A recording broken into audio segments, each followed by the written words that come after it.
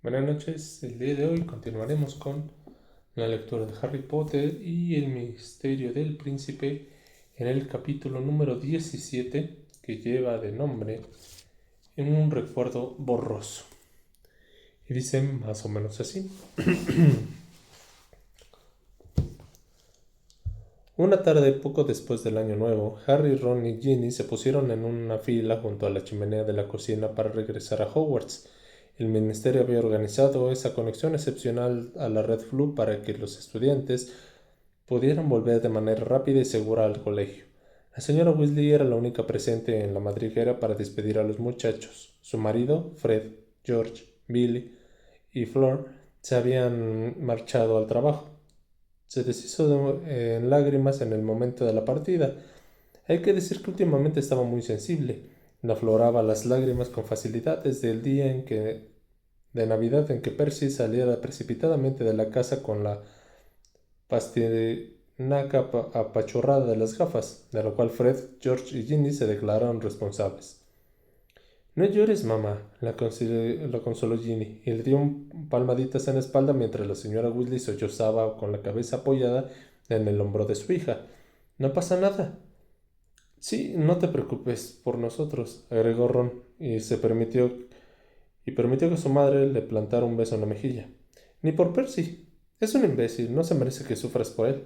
Ella lloró aún con más ganas que cuando abrazó a Harry. Prométeme que tendrás cuidado y que no te meterás en líos.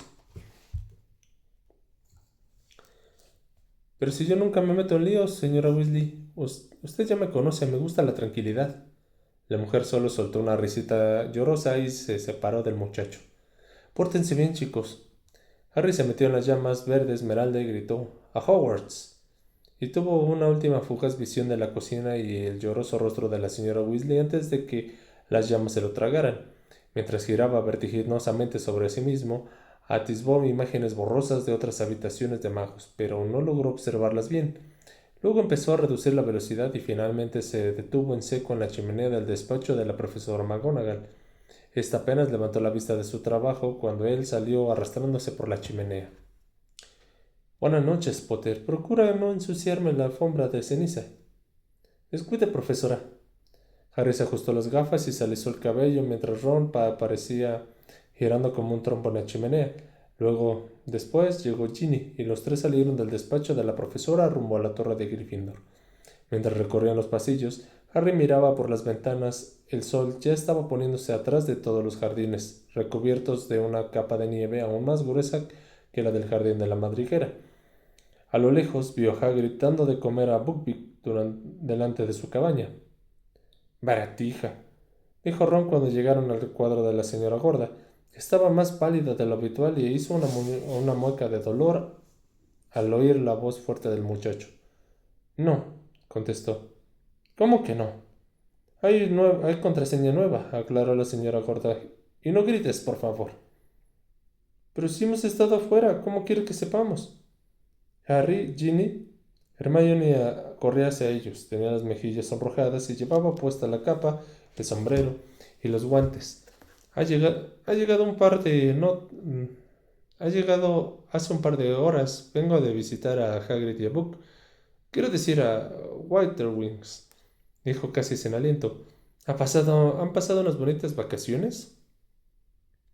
Sí, contestó Ron. Bastante moviditas. Rufus Scream. Tengo una cosa para ti, Harry, añadió Hermione sin mirar a Ron ni dar señales de haberlo oído. Ah, espera, la contraseña.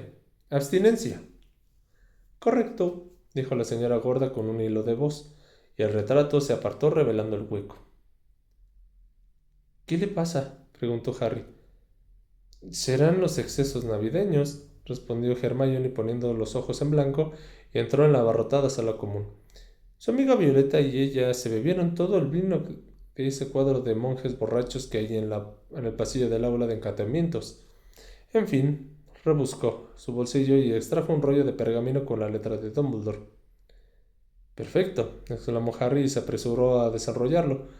Po- ponía que su próxima clase con el director del colegio sería la noche siguiente. Tengo muchas cosas que contarle y a ustedes también. Vamos a sentarnos.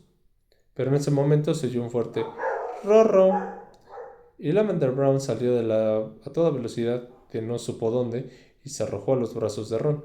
Algunos curiosos se rieron por lo bajo. Hermione soltó una risita cantarina y dijo: «Allí hay una mesa. ¿Viene Ginny?» «No, gracias. He quedado con Dean», se excusó Ginny, aunque Harry advirtió que no lo deseó con mucho entusiasmo. Dejaron a Ron y a Lavender enzarzados en una especie de lucha grecorromana y Harry condujo a Hermione hasta una mesa libre. «¿Qué tal te has pasado las Navidades?» «Bien», contestó ella encogiéndose de hombros. «No ha sido nada del otro mundo. ¿Y qué tal ustedes en casa de Rorro?» «Ahora te lo cuento, pero primero... Oye, Hermione, ¿no podrías...?» «No, no puedo. Así que no te molestes en pedírmelo. Creía que lo mejor, ya sabes, durante las Navidades... La que se bebió una cuba de vino hace 500 años fue la señora gorda, Harry, no yo. ¿Qué esa noticia tan importante? ¿Qué es esa noticia tan importante que querrías contarme?» Hermione se mostró demasiado furiosa para discutir con ella, de modo de que Harry renunció a hacerla razonar acerca de Ron y le explicó lo que había oído decir a Malfoy y Snape. Cuando terminó, Hermione reflexionó un momento y luego dijo: «¿No crees que fingió prestarle su ayuda para que Malfoy le contara que eso es lo que está tramando?»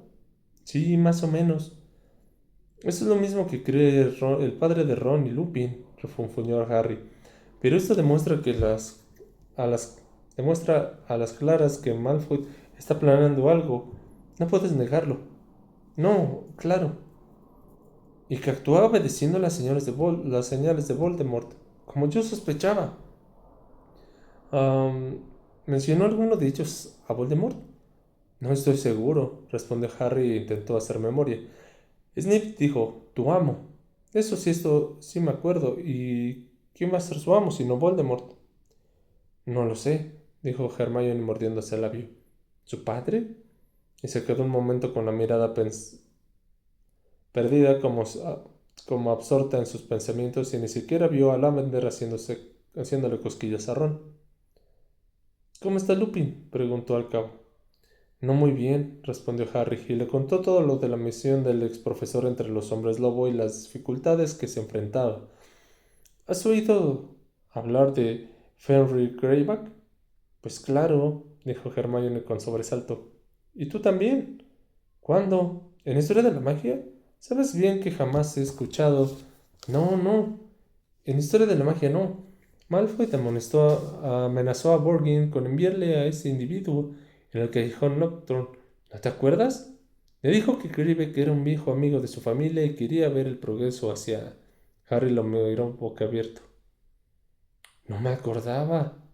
Pero, pues eso demuestra que Malfoy es un mortífago, porque si no, ¿cómo iba a estar en contacto con Greyback y darle órdenes?»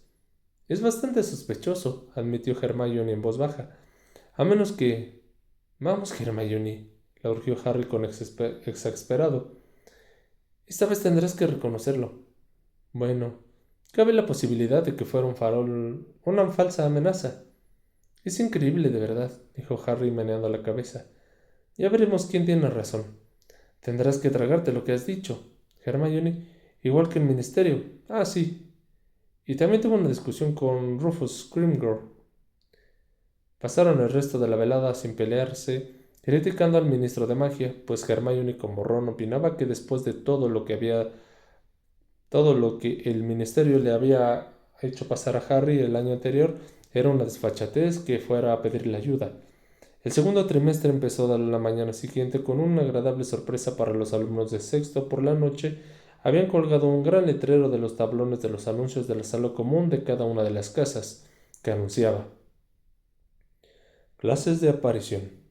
Si tienes 17 años o vas a cumplirlos antes del 31 de agosto, puedes apuntarte a la, a la pa- a un cursillo de aparición de 12 semanas dirigido por un instructor de aparición del Ministerio de Magia. Se ruega a los interesados que anoten su nombre en la lista. Precio: 12 galeones». Harry y Ron se unieron a los estudiantes que apiñaban alrededor del letrero esperando un turno para anotar sus nombres. Ron se disponía a inscribirse después de que Hermione, cuando Lavender se le acercó por detrás, le tapó los ojos y canturreó. ¿Adivina quién soy? Rorro. Hermione se marchó con un aire ofendido, y Harry la siguió, pues no tenía ninguna ganas de quedarse con Ron y Lavender. Pero se llevó una sorpresa al ver que su amigo los alcanzaba cuando ellos alcanzaban a salir del hueco por el retrato. Parecía contrariado y tenía las orejas enrojecidas. Sin decir palabra, Hermione aceleró el paso para alcanzar a Neville. Bueno, clases de aparición, dijo Ron sin duda tratando de que Harry no mencionara lo que acababa de pasar. Será divertido, ¿no? No lo sé, repuso Harry. Quizás sea más cómodo hacerlo solo. Cuando Dumbledore me llevó con él, no lo pasé muy bien, la verdad. Vaya, no recordaba que tú ya te habías aparecido. Más vale que apruebe el examen de la primera. Fred y George lo consiguieron. Pero Charlie lo reprobó, ¿verdad? Sí, pero como Charlie es más corpulento que yo, dijo Ron abriendo los brazos como para abarcar el entorno como un gorila. Los gemelos no se metieron mucho con él, a menos cuando estaba presente. ¿Cuándo podremos hacer el examen? En cuanto hayamos cumplido 17 años, o sea que yo me examinaré en marzo. Sí, pero podrás aparecerte aquí en el castillo, le advirtió Harry. Eso no importa. La gracia es que todo mundo sepa que puedo aparecerme si quiero. Ron no era el único emocionado con las clases de aparición. Ese día se habló mucho del cursillo. El hecho de poder esfumarse y volver a aparecer al antojo que de uno ofrecía a los alumnos un mundo de posibilidades. Sería genial que eso de... Simus chasqueó los dedos. Mi primo Fergus lo hace continuamente solo para fastidiarme. Ya verán que cuando yo también pueda desaparecerme, le voy a hacer la vida imposible. Y se emocionó tanto imaginando esa feliz circunstancia que agitó la varita con excesivo entusiasmo y en lugar de generar una fuerte agua cristalina, que era el objetivo de la clase de encantamientos de ese día, hizo aparecer un chorro de manguera que rebotó en el techo y le dio en plena cara al profesor Flitwick. El profesor se secó con una sacudida de su varita y ceñudo ordenó a Simus que copiara la frase: «Soy un mago y no un babuino blandiendo un palo». El chico se quedó un tanto abochornado. «Harry ya se ha aparecido», le susurró Ron a bueno, alguien lo acompañó. Aparición conjunta, ya sabes. «Caramba», susurró Simus y Finn. Neville y él juntaron un poco más las cabezas para que su compañero les explicara qué se sentía al aparecerse. Durante el resto del día, muchos alumnos de sexto agobiaron a Harry con preguntas, ansiosos por anticiparse a las sensaciones que experimentarían, pero ninguno de ellos se desanimó cuando les contó lo incómodo que era aparecerse, aunque se sintieron sobrecogidos. Eran casi las 8 de la tarde y Harry todavía estaba contestando a las preguntas de sus compañeros con pelos y señales. Al final, para no llegar tarde a su clase particular, se vio obligado a alegar que tenía que devolver sin falta un libro de la biblioteca. En el despacho de Dumbledore las lámparas estaban encendidas, los retratos de sus predecesores roncaban suavemente en los marcos, y el pensadero volvía a estar preparado encima de la mesa.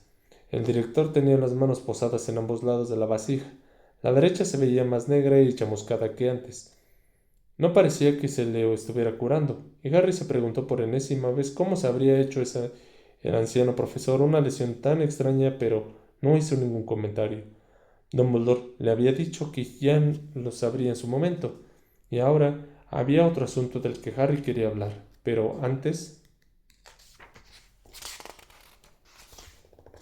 de que pudiera decir acerca de Snape y Malfoy, Dumbledore dijo: «Tengo entendido que estas navidades conociste al ministro de magia». «Sí, no está muy contento conmigo». «¿No?», suspiró Dumbledore. «Tampoco está contento conmigo. Debemos procurar no hundirnos bajo el peso de nuestras tribulaciones, Harry, y seguir luchando». Harry forzó una sonrisa. Pretendía que le dijera a la comunidad mágica que el ministerio está realizando una labor maravillosa. «Fue idea de Fudge, ¿sabes?», comentó Dumbledore sonriendo también.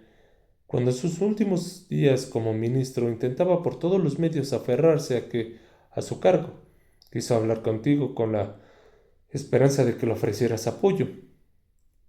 Después de todo lo que hizo el año pasado, repuso Harry, después de lo de la profesora Umbridge, le dije a Cornelius que lo descartara, pero la idea persistió a pesar de que él abandonó el ministerio. Pocas horas después del nombramiento de Scrimgeour, me reuní con él y me pidió que le organizara una entrevista contigo. Así que discutieron por eso, saltó Harry. Salió en El Profeta. Es inevitable que alguna que otra vez el profeta diga la verdad, aunque sea sin querer. Sí, ese fue el motivo de nuestra discusión. Pues bien, resulta que al final Rufus halló la manera de abordarte. Me acusó de ser fiel a Dumbledore, cueste lo que cueste. ¡Qué insolencia! Le comenté que sí, que lo era. Dumbledore iba a decir algo, pero cerró la boca. Detrás de Harry, Fox el Fénix emitió un débil y un melodioso quejido. Entonces el muchacho reparó en que al director se le había humedecido los ojos. Desvió rápidamente la mirada y se quedó contemplándole los zapatos, abochornado. Sin embargo, cuando Dumbledore habló, no lo hizo con voz quebrada. Me conmueves, Harry. Scrimgeour quería saber dónde va usted cuando no está en Hogwarts, continuó Harry sin apartar la vista en los zapatos. Sí, me consta que le encantaría saberlo, repuso Dumbledore con un dejo jovial, y Harry consideró oportuno levantar la mirada. Incluso ha intentado espiarme. Tiene gracia, ordenó a Dalwish a Dalwish que me siguiera. Esto no estuvo nada bien, ya que me vio obligado a embrujar ese auror en una ocasión, y lamentando mucho, tuve que hacerlo otra vez. Entonces, ¿todavía no saben a dónde va? Preguntó Harry con la esperanza de que le revelara la intrigante cuestión, pero Dumbledore se limitó a sonreír mirándolo por encima de sus gafas de media luna. No, no lo saben. Y de momento tampoco es oportuno que lo sepas tú. Y ahora te sugiero que nos demos prisa a menos de que haya algo más. Sí, señor, quería comentarle algo acerca de Malfoy y Snape. ¿Del profesor Snape, Harry? Sí, señor. Los oí hablar durante la fiesta del profesor Slughorn. Bueno, la verdad es que lo seguí. Dumbledore escuchó el relato de Harry con gesto imperturbable. Cuando terminó, el director guardó silencio en unos instantes y luego dijo: Gracias por contármelo. Pero te sugiero que no te preocupes, no creo que sea nada relevante. ¿Que no es relevante? Dijo Harry incrédulo. Profesor, ¿ha entendido bien? Sí, Harry, estoy dotado de una extraordinaria capacidad mental y he entendido todo lo que me has contado, le acordó Dumbledore con cierta dureza. Creo que hasta podrías considerar la posibilidad de que haya comprendido más cosas que tú. Agradezco que me lo hayas confiado, pero te aseguro que no me produce inquietud alguna. Harry, contrariado, guardó silencio y miró a los ojos a Dumbledore. ¿Qué estaba pasando? ¿Acaso al director había encomendado a Snape averiguar las actividades de Malfoy, en cuyo caso ya sabía cuándo él acababa de contarle? O si estaba preocupado por todo esto, pero fingía no estarlo. Entonces, señor, dijo Harry procurando sonar sereno y respetuoso, ¿sigue usted confiando? Ya fui lo bastante tolerante en otra ocasión al contestar esa pregunta, repuso Dumbledore con un tono nada tolerante. Mi respuesta no ha cambiado. Eso parece, dijo una insidiosa vocecilla. Al parecer, Phineas Ningle solo fingía dormir. Dumbledore no le hizo caso. Y ahora, Harry, debo insistir en que nos demos prisa. Tengo cosas más importantes que hablar contigo esta noche. Harry se quedó quieto intentando dominar la rabia que sentía. ¿Qué pasaría si se negaba a cambiar de tema o si insistía en discutir acerca de las acusaciones que tenía contra Malfoy? Dumbledore meneó la cabeza como si le hubiera leído el pensamiento. Ay, Harry, esto pasa a menudo. Incluso los mejores amigos. Cada uno está convencido de lo que dice que es mucho más importante que cualquier cosa de los demás que puedan aportar. Yo no opino que lo que usted tiene que decirme no sea importante, señor, puntualizó Harry con rigidez. Pues bien, estás en lo cierto porque lo es, repuso Dumbledore con vehemencia. Hay dos recuerdos más que quiero enseñarte esta noche. Ambos los obtuve de enormes dificultades y creo que el segundo es más trascendental que he logrado coger. Harry no hizo ningún comentario, siguió enfadado, pero como habían sido recibidas sus confidencias, pero no ganaría nada cerrándose por completo. Bueno, dijo Dumbledore con voz enérgica, esta noche retomaremos la historia de Tom Riddle, a quien la pasada clase dejamos a punto de iniciar su educación en Hogwarts. Recordarás cómo se emocionó cuando se enteró que era un mago y rechazó mi compañía para ir al Callejón de Agón, y que yo, por mi parte, le advertí que no podría seguir robando cuando estuviera en el colegio. Pues bien, se inició el curso y con él llegó Tom Riddle, un muchacho tranquilo, ataviado con una túnica de segunda mano que aguardó su turno con otros dos alumnos de primer año en la ceremonia de selección. El sombrero seleccionador lo envió a Slytherin en cuanto le rozó la cabeza. Continuó Dumbledore señalando con un floreo de la mano el estante de la pared donde reposaba inmóvil el viejo sombrero seleccionador. Ignoró cuánto tardó Riddle en enterarse de que el famoso fundador de su casa podía hablar con las serpientes. Quizás lo averiguó esa misma noche. Estoy seguro de que esa revelación lo emocionó aún más e incrementó su autosuficiencia. Con todo, si asustaba o impresionaba a sus compañeros de casa con exhibiciones de lengua parcel en la sala de común, el profesorado nunca tuvo noticia de ello. No daba ninguna señal de arrogancia ni agresividad. Era un huérfano con un talento inusual y muy apuesto. Y como es lógico, atrajo la atención de las simpatías del profesorado casi desde su llegada. Parecía educado, impasible y ávido de conocimientos, de modo que causó una impresión favorable en la mayoría de los profesores. ¿Usted no le explicó, señor, cómo se había comportado el día que lo conoció en el orfanato? Preguntó Harry. No, no lo hice. Pese a que él no había dado muestras del menor arrepentimiento, cabía la posibilidad de que lamentara cómo había actuado hasta entonces y que hubiera decidido enmendarse. Por ese motivo decidí darle una oportunidad. Dumbledore hizo una pausa y miró inquisitivamente a Harry, que había despegado los labios para decir algo. Una vez más, el director exhibía su tendencia a confiar en los demás a pesar de existir pruebas aplastantes de que no lo merecían. Pero entonces Harry recordó algo. En realidad usted no se fiaba de él, ¿verdad, señor? Él me dijo, el Riddle que salió de aquel diario me dijo, a Dumbledore nunca le gusté tanto como a los otros profesores. Digamos que no di por hecho que fuera digno de confianza, aclaró Dumbledore. Como ya te lo he explicado, decidí vigilarlo bien y eso fue lo que hice. No puedo afirmar que extrajera mucha información de mis observaciones, al menos al principio, porque Riddle era muy cauteloso conmigo. Sin duda, tenía una impresión de que, con la emoción del descubrimiento de su verdadera identidad, me había contado demasiadas cosas. Procuró no volver a revelarme nada, pero no podía retirar los comentarios que ya se habían escapado de la agitación del primer momento ni la historia que me había explicado la señora Cole. Sin embargo, tuvo la sensatez de no intentar cautivarme como cautivó a tantos de mis colegas. A medida que pasaba el curso, iba reuniendo a su alrededor un grupo de fieles amigos. Los llamo así a falta de una palabra más adecuada, aunque, como ya te he explicado, es indudable que Riddle no sentía afecto por ninguno de ellos. Sus compinches y él ejercían una misteriosa fascinación sobre los demás habitantes del castillo. Eran un grupo variopinto, una mezcla de personajes débiles que buscaban protección, personajes ambiciosos que deseaban compartir la gloria de otros, y matones que graviaban en torno a un líder capaz de mostrarles formas más refinadas de crueldad.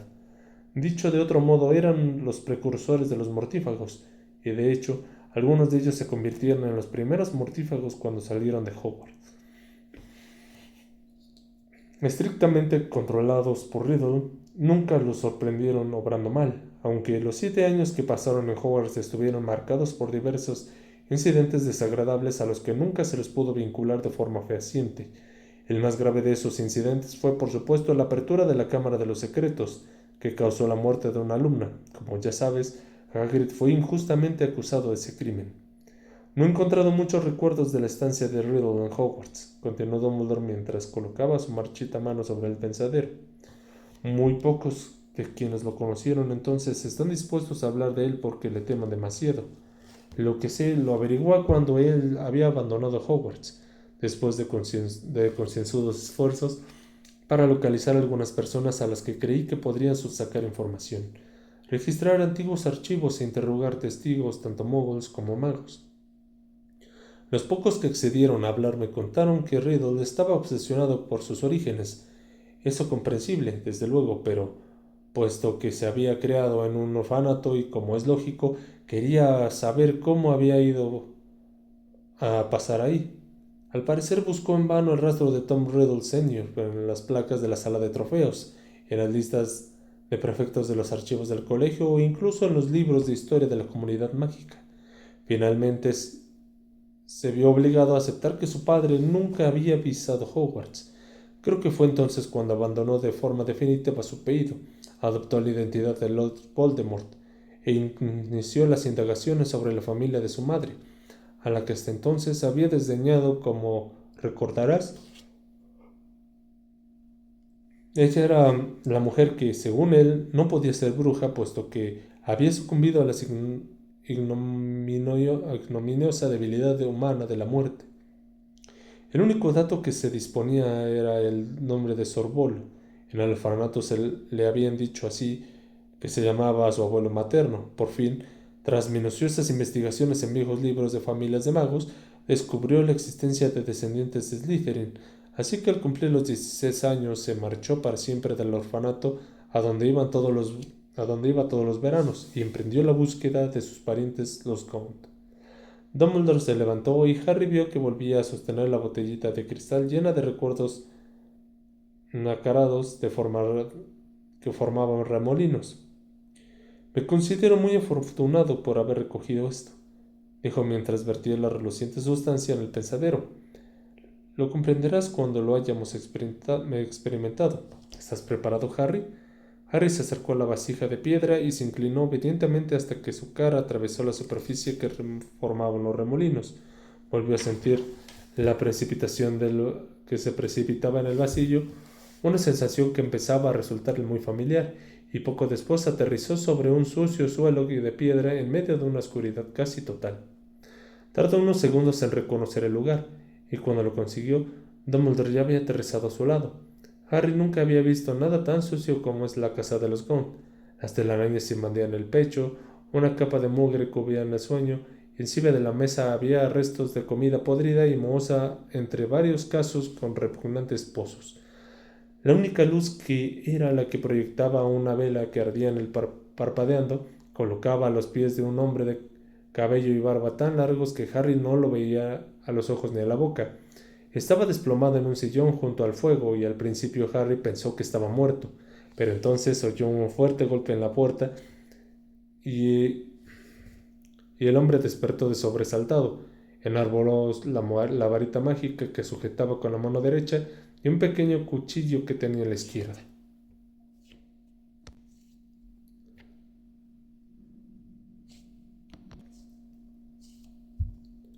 La puerta se abrió chirriando. En el umbral, sosteniendo una vieja lámpara, apareció un muchacho alto, pálido, de cabello oscuro y de rostro agraciado al que Harry reconoció de inmediato. Era Voldemort a los 15 años.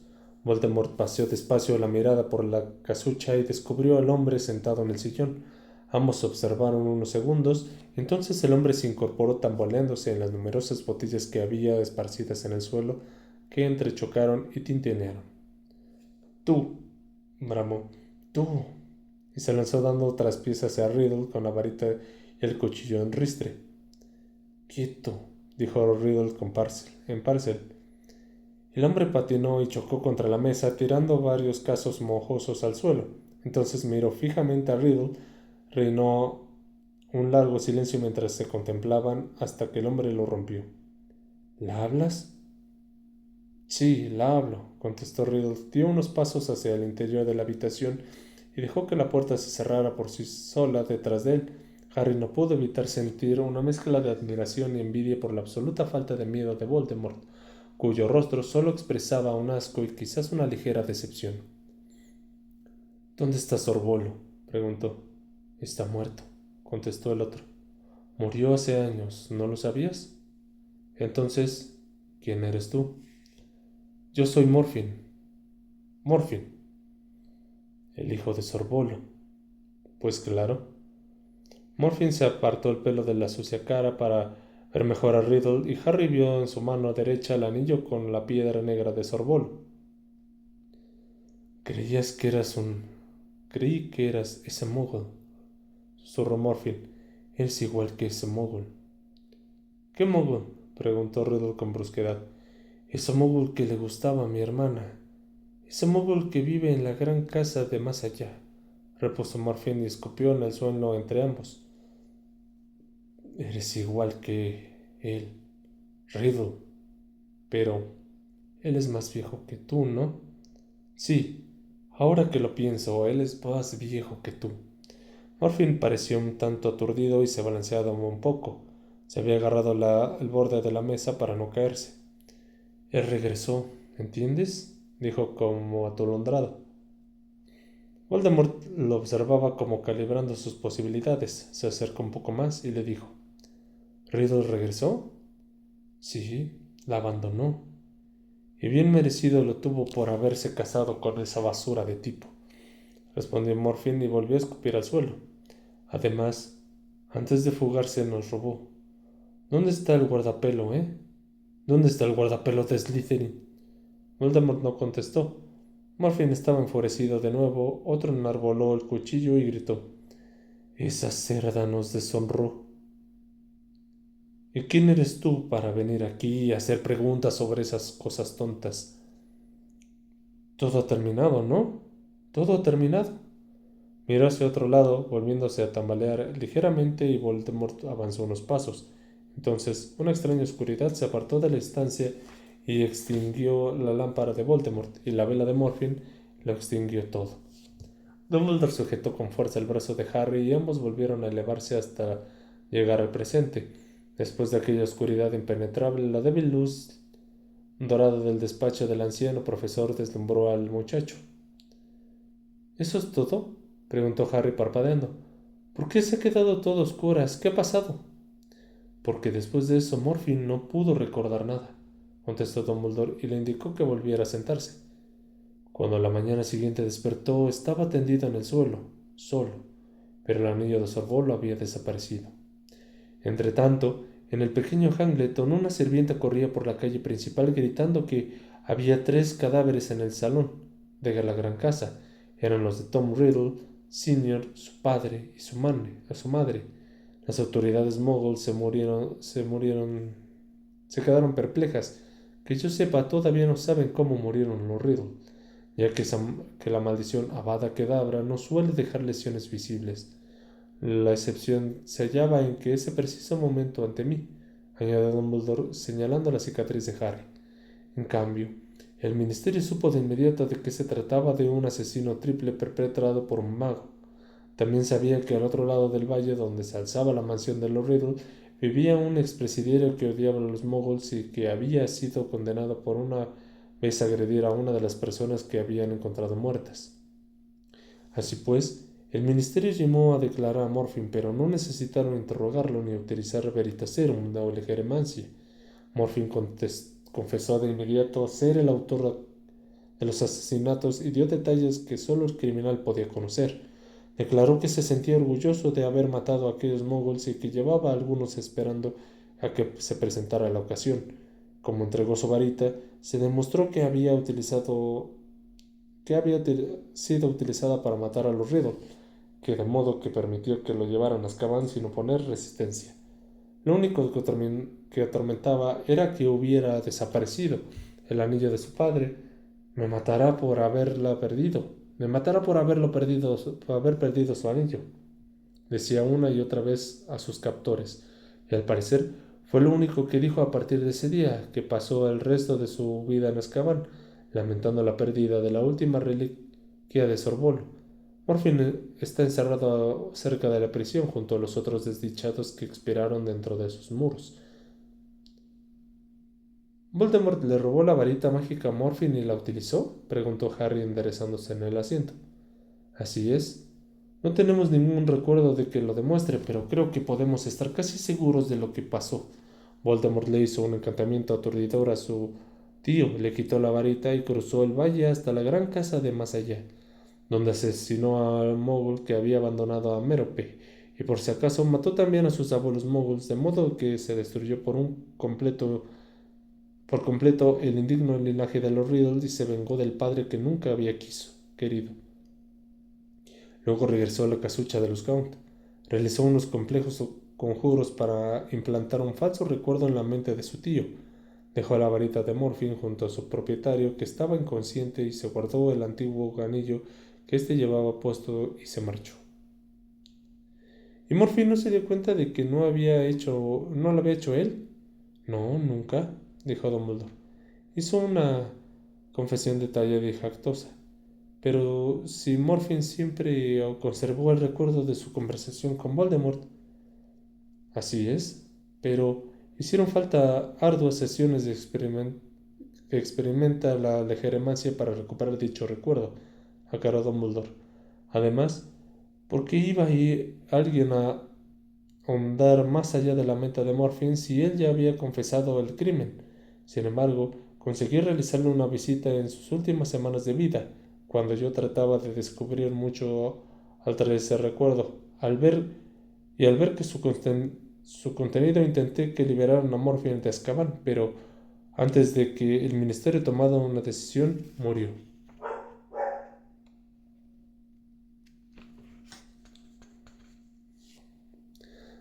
¿Cómo es posible de que el ministerio no se diera cuenta de que Voldemort le había hecho todo eso a Morfin?, preguntó Harry con un matiz de reproche. Entonces era menor de edad, ¿no? Creía que el ministerio podía detectar la magia realizada por menores de edad. Tienes parte de razón. El ministerio es capaz de detectar la magia, pero no a su autor. Recuerda que te acusaron de realizar el encantamiento levitatorio que en realidad había realizado Dobby, gruñó Harry. Esa injusticia todavía le dolía. Entonces, si eres el menor de edad y haces magia en la casa de un mago o bruja adultos, ¿el ministerio no sabe que has sido tú? No pueden saber. No pueden saber quién ha realizado la magia, confirmó Dumbledore y sonrió al ver la indignación de Harry.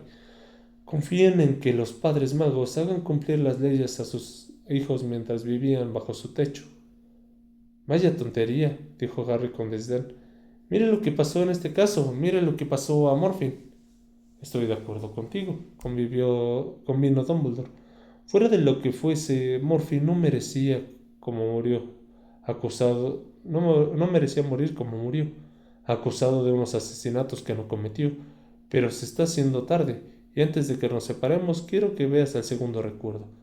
Dumbledore se sacó otra ampolla de cristal del bolsillo interior, y Harry se cayó de inmediato por donde recordó que había anunciado que él era el único recuerdo más importante de cuantos había cogido.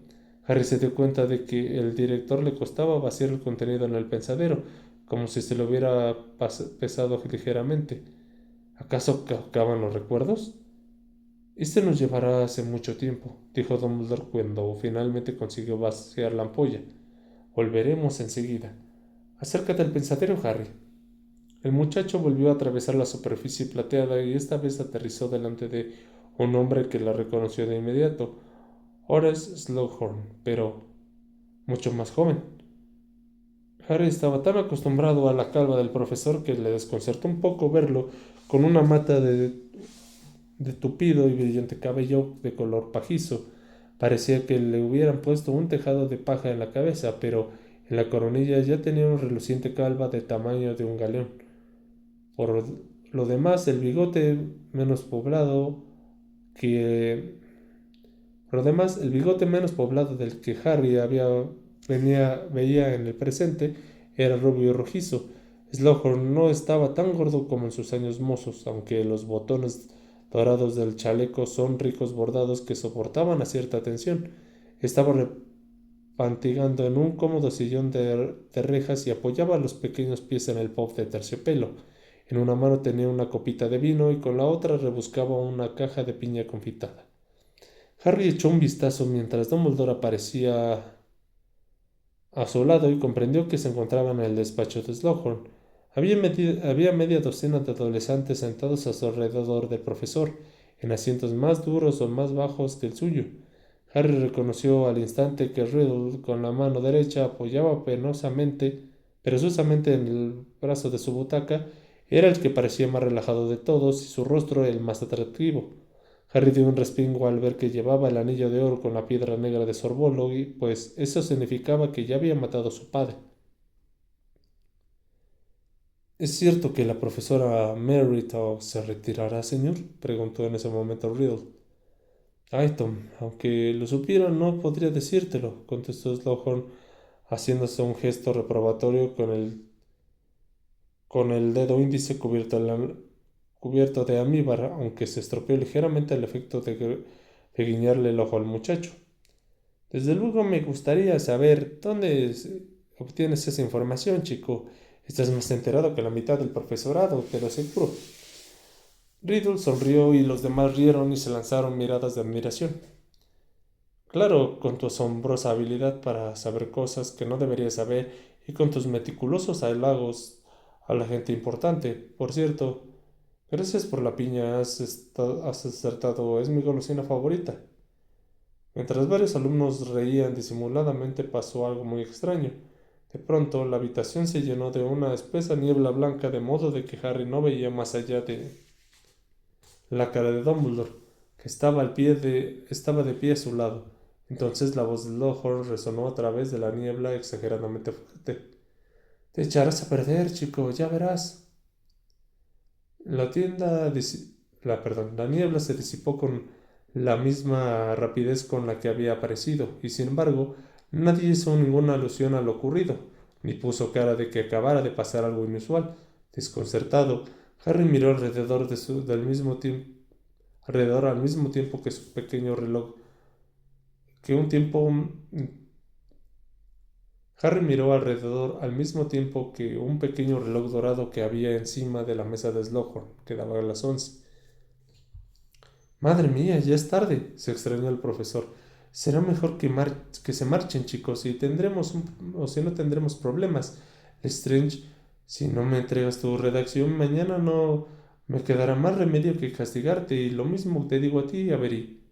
Slughorn se levantó del sillón y llevó su copa vacía a la mesa mientras los muchachos salían del despacho Riddle. Sin embargo, no se marchó enseguida. Harry comprendió que se entretenía a propósito para quedarse a solas con el profesor. Date prisa, Tom, dijo Slughorn para volverse y ver que seguía ahí.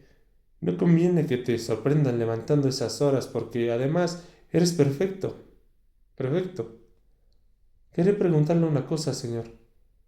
Pregunta lo que quieres, muchacho, pregunta. ¿Sabe usted algo de los Horrocruxes, señor? Y sucedió de nuevo. La densa niebla llenó la habitación y Slughorn y Riddle desaparecieron en ese momento. Harry solo veía a Dumbledore, que sonreía con serenidad a su lado. Entonces la voz de Slughorn volvió a resonar extrañamente. No sé nada de los Horrocruxes, y si supiera algo tampoco te lo diría. Y ahora sal de aquí enseguida y no vuelva a verte mencionarlos. Bueno, ya está, anunció Dumbledore con placidez. Ya podemos marcharnos. Los pies de Harry se despegaron del suelo y seguidos después pisaron de nuevo la alfombra que había delante de la mesa de Dumbledore. ¿Eso es todo?, preguntó Harry sin comprender. Dumbledore había manifestado que ese era el recuerdo más importante que había obtenido, pero el muchacho no entendía qué era eso tan insignificativo. Aquella niebla era rara, desde luego, y también el hecho de que nadie pareciera reparar en ella, pero por lo demás no había ocurrido nada salvo que Riddle había formulado una pregunta y no había recibido respuesta. Como quizás hayas deducido, explicó Dumbledore mientras volvía a sentarse en su mesa, ese recuerdo ha sido alterado. ¿Alterado? Repitió Harry y también él se sentó. En efecto, el profesor Slughorn ha retocado sus propios recuerdos. ¿Y por qué iba a hacer eso? Creo porque se avergüenza de lo que recuerda. Ha intentado modificar su memoria para mostrar una imagen mejor de sí mismo, borrando las partes que no quiere que yo vea. Como habrás comprobado, lo ha hecho de un modo muy rudimentario, pero tanto mejor porque eso demuestra que el verdadero recuerdo sigue ahí, bajo de las alteraciones. Y ahora, por primera vez que te voy a mandar a deberes, tendrás que convencer al profesor Slughorn de que te releve el recuerdo real, que sin duda tendría para nosotros una importancia crucial. Harry lo miró a los ojos. No lo entiendo, señor, dijo con el tono más respetuoso que fue capaz. Usted no me necesita. Podría utilizar la legeremancia o el veritaserum. El profesor Slughorn es un mago extremadamente hábil y estará preparado para ambas cosas, repitió Dumbledore. Es mucho más consumado en oclumancia que el pobre de Morfingaunt, y me sorprendería muchísimo que no llevara encima un antídoto de Veritaserum desde el día que le sonsaqué ese falso recuerdo.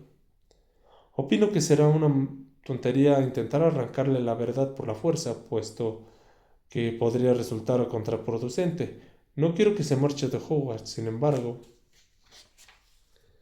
tiene un punto débil, como todos nosotros, y creo que tú eres la persona adecuada para minar sus defensas. Es fundamental que conservemos el recuerdo real. Harry, ¿hasta qué punto es importante solo lo que sabemos cuando lo hayamos visto? Así que buena suerte y buenas noches. Un tanto sorprendido por esa despedida tan brusca, Harry se puso rápidamente en pie. Buenas noches, señor. Cuando cerró la puerta tras él, oyó con claridad a Phineas Ningelus diciendo: No entiendo por qué el chico puede hacerlo mejor que usted, Dumbledore. No espero que lo entiendas, Phineas, replicó Dumbledore, y Fox emitió otro débil y medalloso lamento.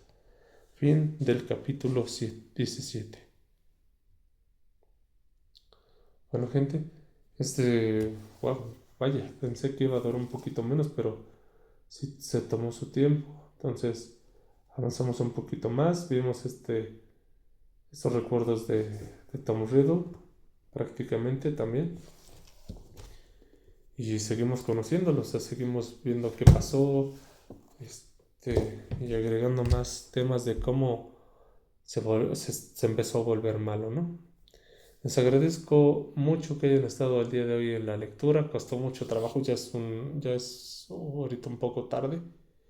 Y normalmente, pues sí, entre más tarde se grabe, un poquito más de sueño, cuesta más trabajo. Pero lo importante es que estamos cumpliendo con la lectura. Vimos este avance, como les mencionaba, de la vida de Tom Riddle. Y esperamos ver a qué va todos estos recuerdos que mencionaba, bueno, que ha estado enseñándole a Dumbledore. ¿Cuál es el punto? ¿Qué está esperando que vea Harry? Si está esperando que se vuelva más humano y que lo entienda. Si está empezando a ver por qué se volvió malo. Y algo muy importante que se menciona es que se consulta con Slughorn el tema de los Horrocruxes. Vamos a ver en específico qué se menciona de ellos, qué son, cuál es la definición correcta, cómo se forman y demás. Les agradezco mucho nuevamente que hayan estado el día de hoy aquí. Como les vuelvo a mencionar, creo que es un poco tarde, entonces es momento de ir a descansar, pero sin antes desearles, bueno, agradecerles mucho que estado escuchando, que lo hayan estado escuchando, y nos vemos el día de mañana. Bye.